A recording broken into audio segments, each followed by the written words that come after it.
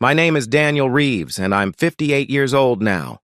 This story takes place 6 years ago, when I was a 52-year-old single father, struggling to raise my 7-year-old daughter Lily while working as a hospital maintenance supervisor.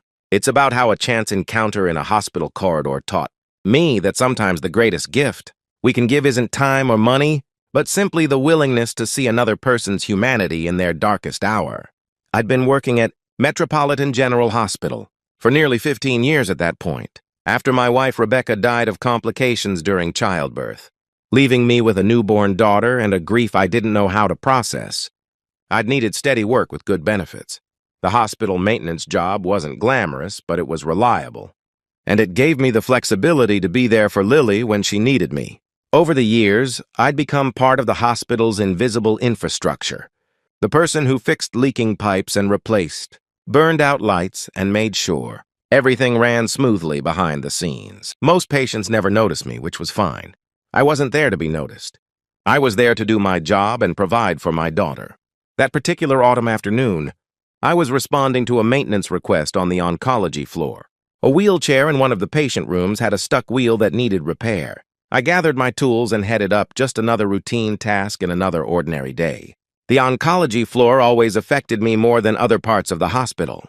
Maybe it was seeing people fighting battles they hadn't chosen, or watching families grapple with impossible situations. It reminded me too much of losing Rebecca, of feeling helpless in the face of something bigger than myself. I found the room number and knocked gently on the partially open door. "Maintenance. I'm here about the wheelchair." "Come in," a woman's voice called, surprisingly strong and clear. I entered to find a woman sitting in the problematic wheelchair near the window. She was probably in her late 30s, wearing the standard hospital gown, with a light blue robe over it. What struck me immediately was that she was completely bald from chemotherapy, but she held herself with a dignity and poise that transcended her illness. Even in a hospital gown, she somehow looked elegant, composed. "Thank you for coming," she said. "The wheel keeps locking up. I've been trapped by the window for 20 minutes now, which isn't the worst place to be stuck, but still." I knelt down to examine the wheelchair, immediately seeing the problem. A piece of fabric from her robe had gotten wound around the wheel mechanism. "I can fix this easily. Just give me a few minutes." As I worked, I noticed the room was different from most patient rooms. There were fresh flowers on every available surface, expensive-looking ones from high-end florists. A laptop sat on the bedside table alongside several thick reports. The window had a view of the city skyline, suggesting this was one of the premium rooms. "You must be tired of hospitals by now," I said, making conversation as I carefully unwound the fabric and checked the wheel mechanism. "You have no idea," she said with a slight laugh. "I've spent more time in hospitals in the past year than in my entire life before that combined. I'm basically an expert in ceiling tiles and cafeteria food at this point." "The cafeteria food is definitely an acquired taste," I agreed. "Though the coffee's not bad if you know which machine to use." "There are different machines?" She sounded genuinely interested. "Third floor break room, the one near the east elevators. Hospital staff secret. Much better than the cafeteria coffee." "Thank you for that crucial information." "I'll have my assistant track it down."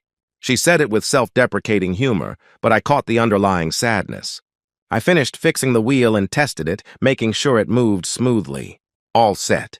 "Should work fine now. Thank you so much. I'm Elena, by the way. Elena Hartwell. Daniel Reeves. Nice to meet you." I started gathering my tools, then paused. Something about her name was familiar. "Elena Hartwell? Not the Elena Hartwell who runs Hartwell Industries?" She smiled, but it didn't reach her eyes. "Guilty as charged. Though runs is a generous term at this point.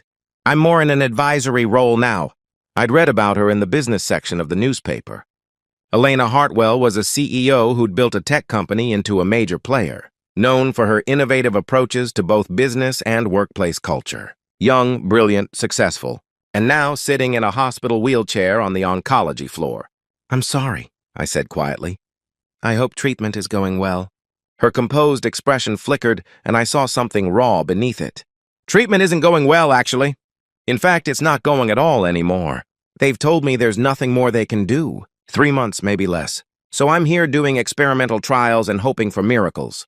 The blunt honesty caught me off guard. Most people dance around terminal diagnoses, soften them with euphemisms and false optimism. But Elena stated it like she was reporting quarterly earnings. Direct, factual, unavoidable. "I'm so sorry," I said again, because what else do you say? "Thank you." It's strange, you know? I built a company worth billions. I have more money than I could spend in 10 lifetimes. I can afford the best doctors, the best treatments, the best of everything. And none of it matters. Money can't buy me more time. She looked out the window at the city below. I've spent my entire adult life working. 80-hour weeks, constant travel, endless meetings and negotiations. I told myself I was building something important, creating jobs, innovating. And now I realize I missed everything that actually mattered. I never married because I was too busy. I never had children because the timing was never right. I pushed away everyone who tried to get close because relationships required time I didn't think I had. She turned back to me and I saw tears in her eyes. And now all I have is time, but it's running out.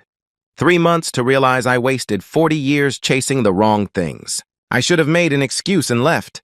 This was far beyond the scope of fixing a wheelchair wheel. This was intimate, personal. The kind of conversation you have with friends or therapists, not with the maintenance man.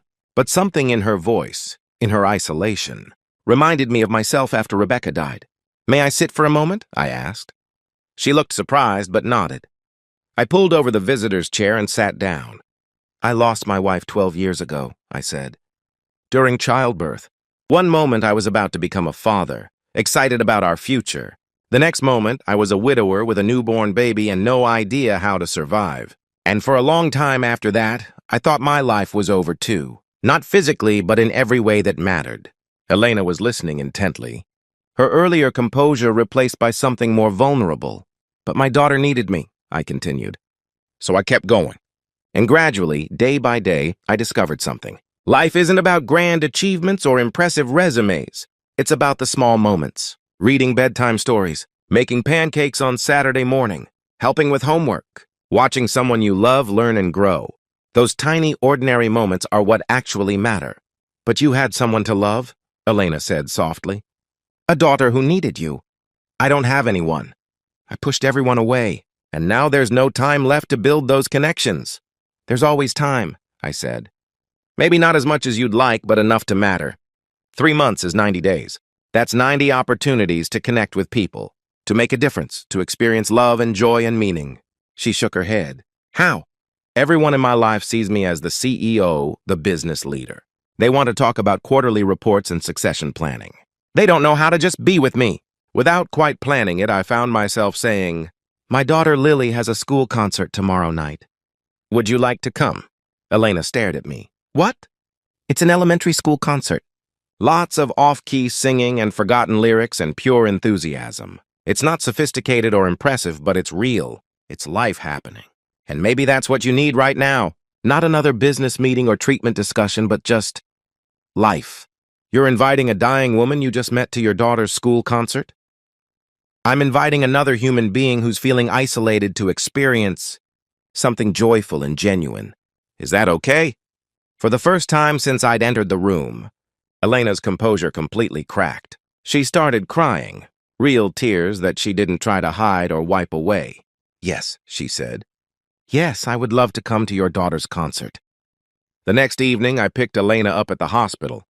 She'd arranged to be released for a few hours, accompanied by a private nurse who stayed discreetly in the background. Elena wore regular clothes for the first time since I'd met her. A simple gray dress and a beautiful silk scarf wrapped elegantly around her head. "You look wonderful," I told her honestly. "I feel almost human again," she said, smiling.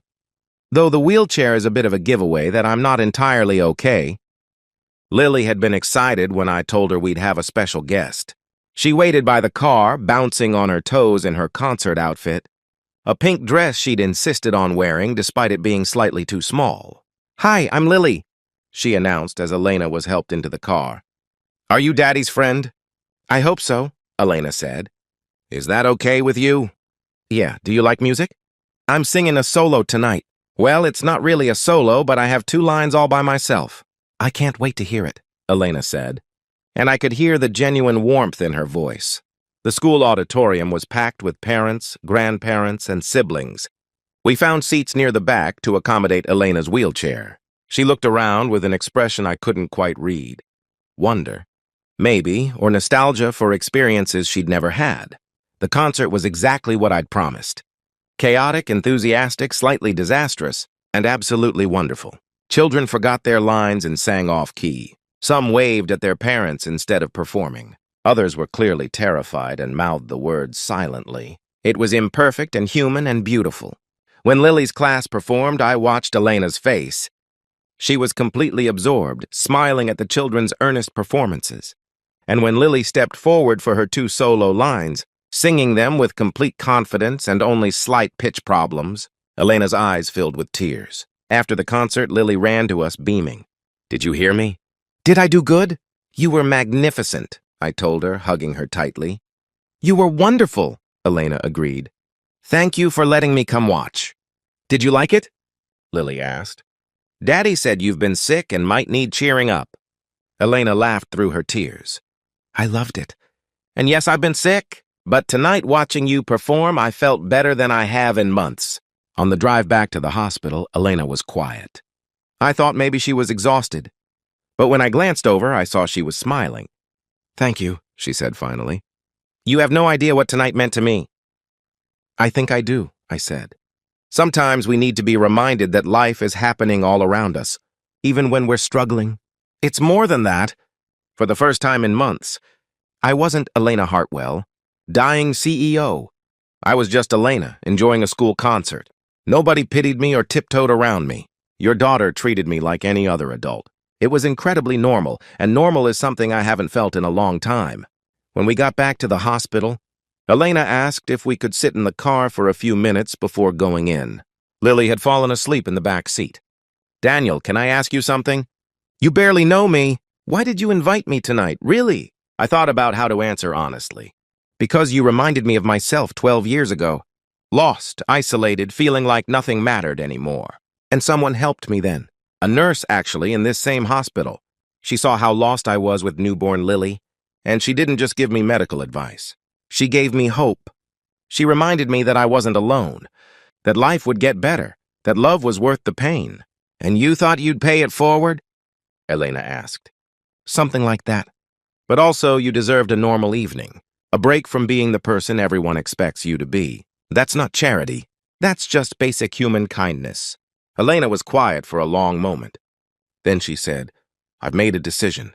I want to spend my remaining time differently, not in hospital rooms doing experimental treatments that probably won't work. I want to live, really live for whatever time I have left. Will you help me?" Over the following weeks, I became an unlikely companion to a billionaire, CEO. Elena checked out of the hospital and into a beautiful apartment with round-the-clock nursing care. But instead of spending her days in bed, she started living. I'd visit after work, bringing Lily with me. We'd play board games or watch movies or just talk. Elena loved hearing about our ordinary life. Lily's struggles with math homework, my frustrations with hospital politics, the mundane details of existing in the world. "Tell me about your day," she'd say, and she genuinely wanted to know. Not the highlights or the impressive parts, but the boring reality of it. Sometimes Elena would come to our apartment for dinner.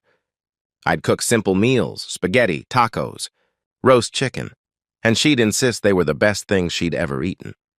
Lily would show her art projects and talk about her friends and treat Elena like a beloved aunt rather than a dying stranger.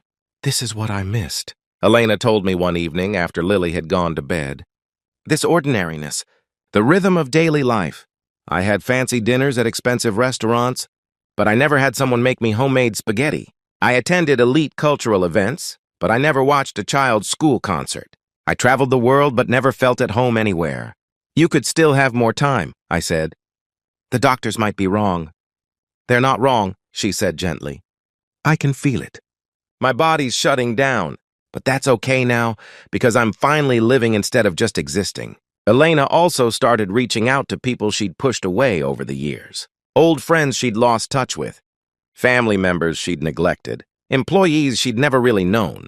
She apologized for being absent, for prioritizing work over relationships, for not understanding what mattered until it was almost too late. And she made arrangements for her company and her wealth. but with a new perspective. She established scholarships for single parents trying to finish their education. She funded programs for terminally ill patients who wanted to experience normal life outside hospital walls. She gave generously to causes that supported families, children, connection. "I'm trying to do in 3 months what I should have been doing for 40 years, she told me. "It's not enough, but it's something." One afternoon, about 2 months after we'd met, Elena asked if she could talk to Lily alone. I was hesitant, but Elena insisted it was important. I stayed nearby but gave them privacy. Later, Lily came to find me with tears in her eyes. "Daddy, Miss Elena said she's going to die soon. She wanted to say goodbye and tell me she loves me." I held my daughter as she cried. This was a hard lesson for a 7-year-old. Another encounter with the unfairness of life and death. But it was also a lesson in love, in how much we can matter to each other even in a short time. "She loves us," Lily said, her voice muffled against my shoulder. "And we love her too, right?" "Yes, baby, we do." "Then it was worth it, even if it hurts when she's gone, right?" Sometimes children understand wisdom that takes adults decades to grasp. Elena died 6 weeks later, 3 months almost to the day from when the doctors had given their prognosis. She died peacefully in her apartment, surrounded by photos from her last months, Lily's school concert, dinners at our apartment, game nights and movie marathons, all the ordinary moments that had filled her remaining time with meaning. She left Lily a trust fund for college and beyond, but more importantly, she left a letter. I read it to my daughter the evening after Elena passed away. "Dear Lily, by the time you read this, I'll be gone. But I want you to know that meeting you and your father changed my life. You taught me that it's never too late to learn what really matters. That success isn't measured in money or achievements, but in love and connection. That 3 months spent truly living is worth more than 40 years spent merely existing. I hope you grow up remembering that ordinary moments, school concerts and family dinners and bedtime. Stories are what make life extraordinary. Thank you for letting me be part of your family, even briefly. I love you and I'll be watching over you. Love always, Elena." Lily cried, and so did I. We'd known Elena for such a short time, but she'd become part of our family in a way that defied conventional timelines. At Elena's funeral, which she'd planned herself, I was surprised to be asked to speak. Standing before hundreds of business leaders and society figures, I felt profoundly out of place in my borrowed suit. But I spoke from my heart. I met Elena when I was fixing a wheelchair wheel in her hospital room. I was just the maintenance man, someone she could have easily dismissed or ignored. But Elena saw people. She saw past job titles and social status to the human being underneath. In her final months, she taught me and my daughter that connection is what gives life meaning, that it's never too late to choose love over achievement, presence over productivity, relationship over resume.